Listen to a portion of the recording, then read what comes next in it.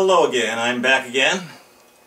As you recall, I'm Joe McLean, and the lesson that we're going to have today is on communication. This is the second lesson that we're doing in this Basic Management 101.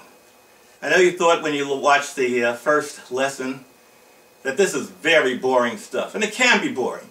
But I'm going to tell you today, I think the stuff that we're talking about today is not boring at all. In fact, I think this is some really interesting things. Communication is probably the biggest problem managers have. Managers seem to think that the productivity and all of that's important, but the only way you get productivity done, or the only way you get your accomplishments done, is by having good communication. Epictetus, who lived in the 1st century A.D., he wrote in the Encoding, he said that men are disturbed not by things, but the view which they take of them.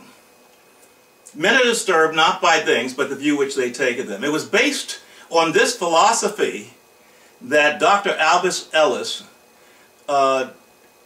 developed his theory of rational emotive psychotherapy. According to the book of Current Psychotherapies, it holds that when a highly charged emotional consequence, C, follows a significant activating event, which we call A, it may seem to cause the C consequence. In other words, activating events seem to cause a consequence. But in reality, according to Albert Ellis, this isn't true. It is B, the belief of what the activating event meant, that actually causes a consequence. When therefore an undesirable consequence occurs, such as severe anxiety, this can usually be quickly traced to the person's irrational beliefs. And when these beliefs are effectively disputed, point D, by challenging them rationally, the disturbed consequence disappears and eventually ceases to occur. In essence, this means that people are not disturbed by what a person does, but by the perception we have of what happened, of what that person did. If we take Epictetus' hypothesis one step further, because I know you're probably thinking, what's this got to do with communication? If we take it one step further, we can say that persons are not disturbed by what you say, but the view which they take of what was said. Does that make sense to you? Does that make sense? They're not disturbed by what you say, but what they think you meant by what you said. Well, let's now analyze this hypothesis in a typical management situation. Let's say there's a guy, we'll call him Mr. Fitzpatrick, and he's a director of technical services at a large high-tech manufacturing company. The vice president of the corporation has informed Mr. Fitzpatrick that the annual inspection would take place in 1 week. Okay? Mr. Fitzpatrick feels that his organization is already ready for this inspection, but he does want to make a good impression. So he wants to talk to his employees to let them know that these inspectors are coming. Therefore, what Mr. Fitzpatrick does is he calls a staff meeting and he brings all of his employees together to go what we know in the management world as a pep talk. And here's what he says. He says, folks, next week we will be inspected by the Home Office. And I believe that our organization is the best in the country. Our job is to have the inspectors realize that this is true. We can look at the Home Office as the principal's office. The inspectors as an examination, which will give us this year's final grade, and we want an A. We deserve an A because we are good. We are the best, but remember, the first impression they have of us will be a lasting one. We must display enthusiasm and professionalism, technical competence, and the appearance that we like it here and that we like our jobs. You know, I love this organization, and I enjoy working here with each and every one of you. You know, when I came here from Service Star Inc., I dropped $7,000 per year just to be here with you guys. Why did I do this seemingly foolish thing? Because of job satisfaction. Because of the need to be happy in my career. I wanted to be able to get up in the morning and be happy to come to work. Well, I am happy to come here and work here. I hope I generate those feelings to others, and hope each and every one of you will convey that message to the inspectors. I hope that each and every one of you are happy to work here. It's important that we enjoy our work. I know that many of you really do. However, if there is anyone who doesn't enjoy working here, you should be looking for a position somewhere else, where you can be happy and have job satisfaction. The bottom line, folks, is that we want the inspectors to leave here with the honest impression that the Technical Service Branch is the best in the country. Well, Mr. Fitzpatrick left the meeting feeling pretty good about what he said and about his branch. Late that afternoon, though, one of the foremen came to see him and handed him a petition from the employees which read as follows. It must be nice to be able to give up big dollars for less dollars. However, most of us cannot afford to do so. Obviously, you didn't take into consideration the economics behind your remarks. And it's signed by several of the employees. Why did this breakdown in communication take place? Mr. Fitzpatrick clearly believed that he was delivering a positive message to his staff. But in reality, many of them heard him say, if you don't like what's going on around here, you can leave. Or that he gave up $7,000 to come to this job. The employees were not disturbed by what Mr. Fitzpatrick said, but by what they perceived he meant. That perception was just as tangible as if Mr. Fitzpatrick had actually said what they thought he said. Over 90% of management problems can be traced back to communication problems. It is the responsibility of management to break these communication barriers and ensure a smooth, operating, and productive organization. Many of the management styles that are used today would function much better if this cognitive approach to management and communication were used. In fact, I would say that no management style will work without conscious cognitive awareness. I remember many years ago, when I was in the United States Army, I worked for a sergeant major who had a sign over his desk, and the sign read this: I know you believe that you think you understand what I've said, but what you may not fully realize is what you think I've said is probably not exactly what I meant. This is another way of saying the Epictetus quote, which men are disturbed not by things but the view which they take of them, perception. So in this lesson, we are going to talk an awful lot about communication. We're going to talk about this ABC theory, and we're going to put it towards communication. So I hope you all enjoy this. Sit back, relax as we start our second lesson in Basic Management 101, which I call communication. In this lesson, we're going to talk about communication in the organization, communication barriers, responsibility of communication, the communication process. We'll talk about language, two-way communication, listening, and then we'll sum the whole thing up. The reason why so few people are agreeable in conversation is that each is thinking more about what he or she intends to say than about what others are saying. And we never listen when we're anxious to speak. We never listen when we're anxious to speak. Communication is defined as the process of passing information and understanding from one person to another. It is essentially a bridge of meaning between people. By using this bridge of meaning, a person can safely cross what I call the river of misunderstanding that separates us from our customers or our employees. If you look at this picture here, do you see the old lady or do you see the young one? It's based on your perception. If you look here, you see the young one. And if you look at the whole thing, you see the old lady. Your view of things. Let's say you see this sign in your office, the one that I'm showing here on the screen behind me. If you saw this, if you'll look at it, it says formally with the firm, and then it has a suggestion box underneath it. It sort of suggests to me that if you put a suggestion in, you might end up being formally with the firm. And if you look at me, am I sitting or standing in a conference room? Or am I standing in a spaceship? Or am I standing in the winter? Is it cold here? Or is it hot, sunny? Am I at the beach? Because of technology, we can give you a different perception. I can even give myself rain if I so desire.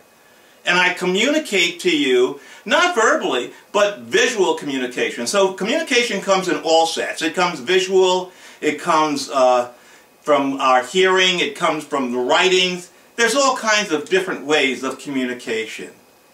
Here's another cartoon. Look at this little boy here. He says that his dad says to him, he says, "This is nothing. When I was your age, the snow was so deep it came up to my chin." Well, when he was his age, he was probably that size. Let's remember in the beginning, in the introduction, I was telling you about this ABC theory. Well, let's talk about that. We'll say that A, the activating event, leads to C, the consequence. However, it's not A, the activating event, as I said in the beginning, that leads to the consequence. It is B, the belief of what that activating event that leads us to a consequence. Let's say that you're getting up onto a bus, and as you get on the bus, somebody hits you with a sharp object in your back, and you become very, very angry. You know, who's sticking me with this object? You turn around so mad that you might want to go ahead and smack the guy or whoever it is that's bumping you. You're angry. You turn around, and you see that it's a blind person, and they were probing with their cane to get on the bus. Your whole attitude changes. The event didn't change, but you just switched from anger to empathy, sympathy. You might help the person onto the bus. This is our perception, and something changed that activating event. It could have been an activating event that caused anger and you were hitting somebody, or the activating event that you felt empathy and sympathy and were helping somebody. Those are two separate ends of the spectrum.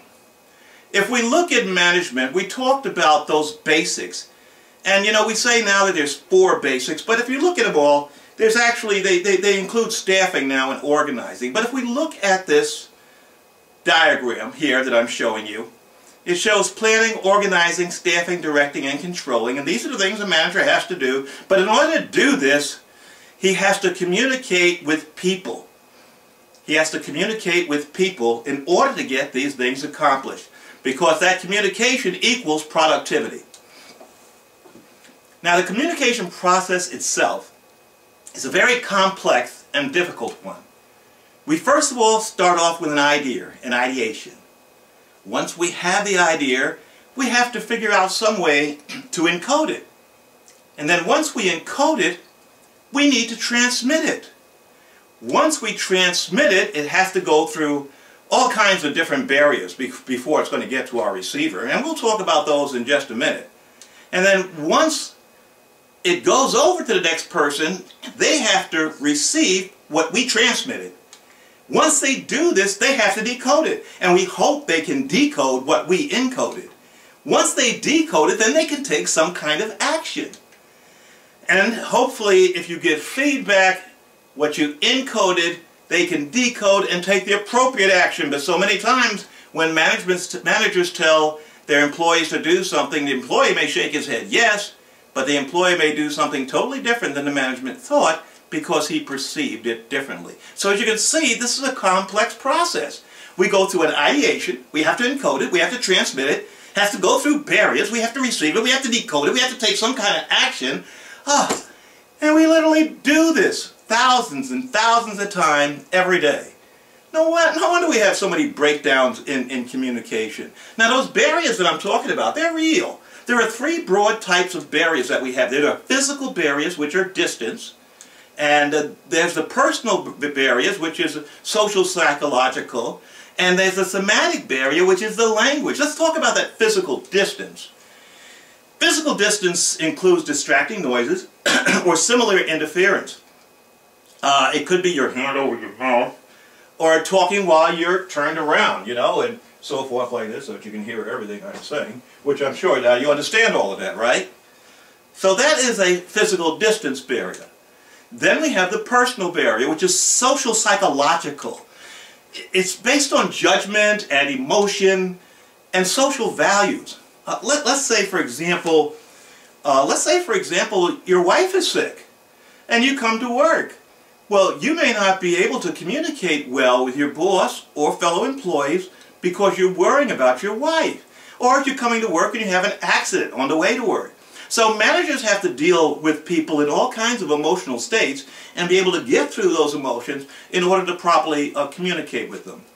And then there are the social values. For example, we may think that if you don't look me in the eye, you're not honest. But in many cultures, looking down is respect to someone of a higher authority. So these are some of the social, psychological, personnel barriers that these things have to go through also. And then there's also called that psychological distance. And psychological distance may be that your mind is just someplace else today. It's not at work. It may be on that vacation you're going to get in 2 weeks. You're thinking about, boy, Hawaii is going to be really, really nice. But there's that psychological distance. Now realize, every single day the manager has to get through all of these in order to get productivity in his organization. And so it becomes a little bit difficult. You're seeing now, I'm sure, as we start talking about communication, how complex it is, and we're just getting started. And then there's the somatic. And somatics have to do with education, they have to do with symbols, they have to do with ethnic background, the culture. A guy was having a problem with his car, and a fellow asked, have you checked your oil?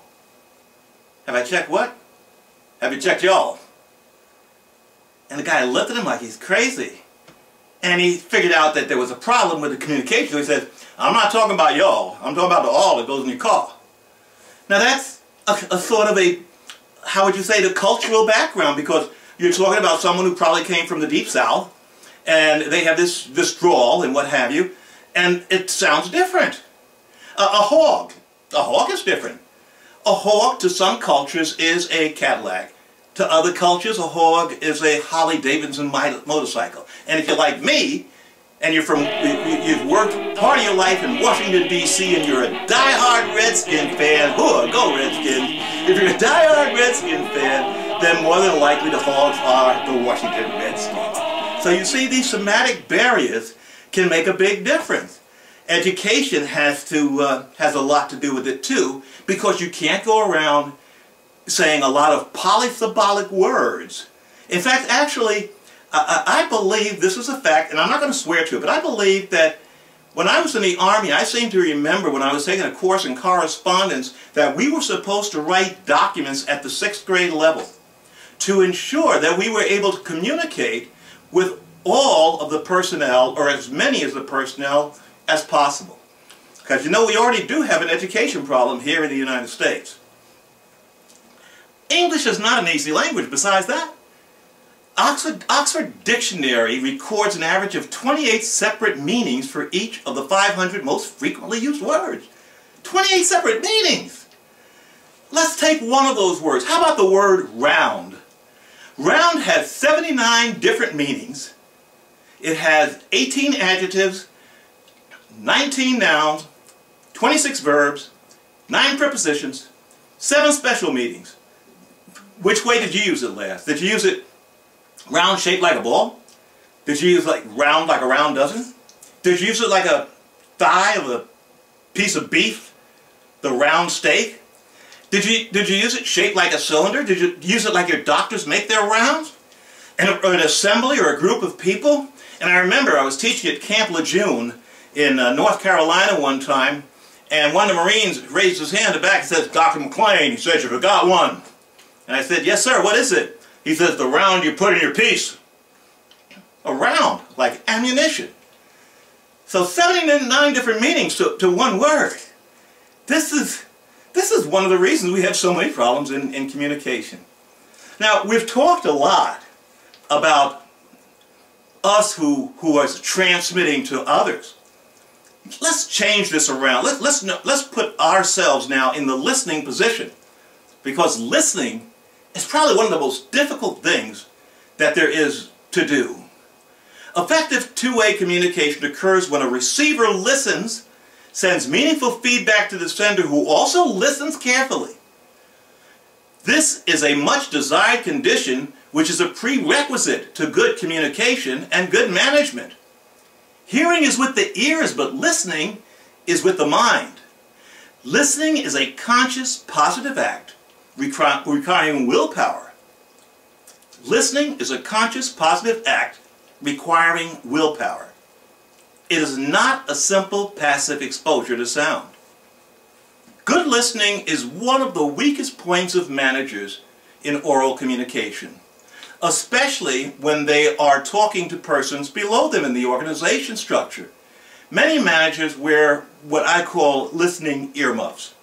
One reason is that listening hurts the person's ego.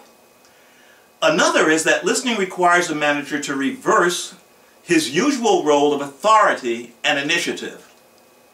So let's do something here. Let's check your ear cue.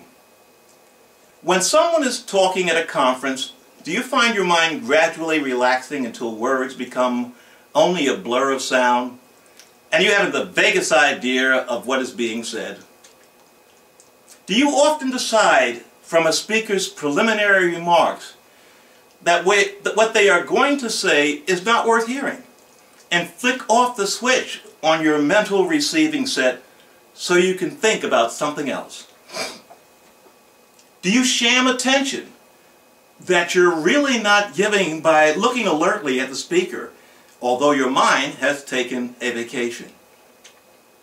Do you ask intelligent questions that bring out points the speaker has touched on too lightly for you to completely understand? After you heard someone explain a subject or describe an idea, can you summarize it swiftly and accurately? When you dislike a speaker, do you discount their information or mentally prepare yourself to knock down their ideas? When you listen, do you try to read between the thoughts of the speaker in order to capture their full meaning? Do you avoid letting your own background or training prejudice your opinion of another person's ideas? Do you try to anticipate the speaker's conclusion so that you can observe the development of their argument intelligently?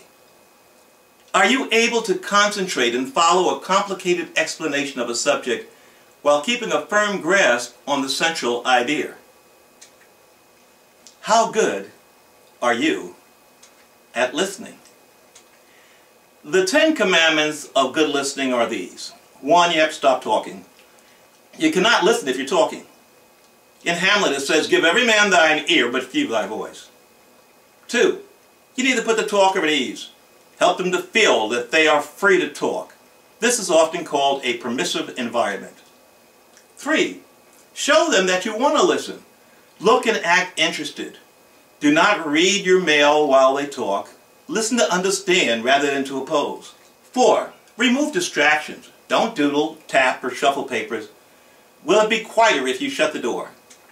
5, empathize with them. Try to put yourself in their place so that you can see their point of view. 6, be patient. Don't start for the door or walk away. 7, hold your temper. An angry person gets the wrong meaning from words. When I have lost my temper, I've lost my reason too. I'm never proud of anything which angrily I do. When I have talked in anger and my cheeks were flaming red, I have always uttered something which I wish I'd never said. In anger I have never done a kindly deed or wise, but many things for which I felt I should apologize. In looking back across my life, and all I've lost or made, I can't recall a single time when fury ever paid. So I struggle to be patient, for I've reached a wiser age.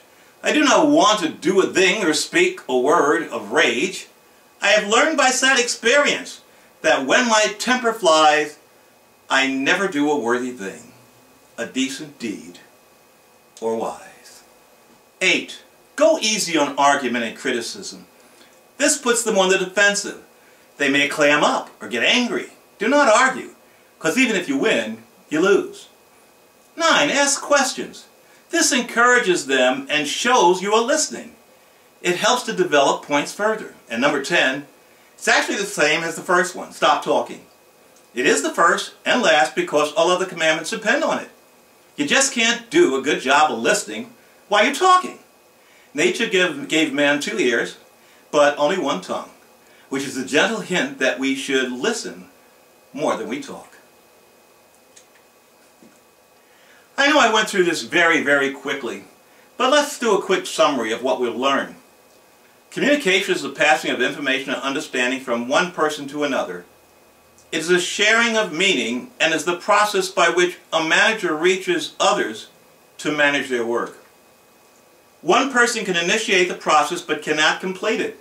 It is completed only by the receiver. Communication's purpose is to supply the information necessary for job performance and active cooperation. The communication process consists of 8 steps: an ideation, encoding, transmitting, you go through those barriers, receiving, decoding, and then after that you have to take some kind of action, and hopefully you give feedback in order to make sure that you're decoding what the other person has encoded. People communicate with the symbols of language, pictures, and actions. Receivers take meaning from symbols on the basis of their experience and attitude. If one does not know Arabic, the Arabic symbols are not meaningful. Since communication is a two-way process, listening in order to know what and how to communicate is often important as speaking. Many messages fail to register because the sender lacks effective communication skills. I remember one thing that I had learned when I was learning about communication, when we talk about the listening portion, the listening process itself and how difficult it is. I remember we had an experiment when I was stationed in Berlin, and we were doing a communication workshop. And what they did is they put electrodes onto a patient and watched his physiological feedback from when the person was doing active listening, and the heart rate went up, respiration went up, all from active listening. It is a difficult process, and when you're a manager, to listen.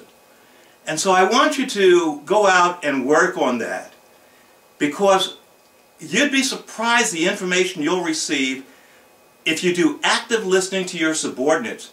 It was one of the things that made me successful in my job as a division chief. By listening to my subordinates, I really was able to accomplish much more than I could have if I hadn't listened to them. Everybody brings something to the picnic, and we have to be open to see if we can use what they bring us. I hope this is helpful to you, and that you will try to go out and think that communication, or realize that communication is not as easy as you think it is. It's a difficult process. And maybe play this over again, or copy down some notes with those, the process of communication. And just think about it a little bit. And go out and be a better communicator. Make sure people understand you when you're talking to them, and get feedback when they're talking to you, so you make sure that you understand them as well as them understanding you. As I said, I hope this was helpful. I hope I didn't talk too much. And this ends our lesson on communication. The third lesson will be coming up as soon as I can develop it. Thank you.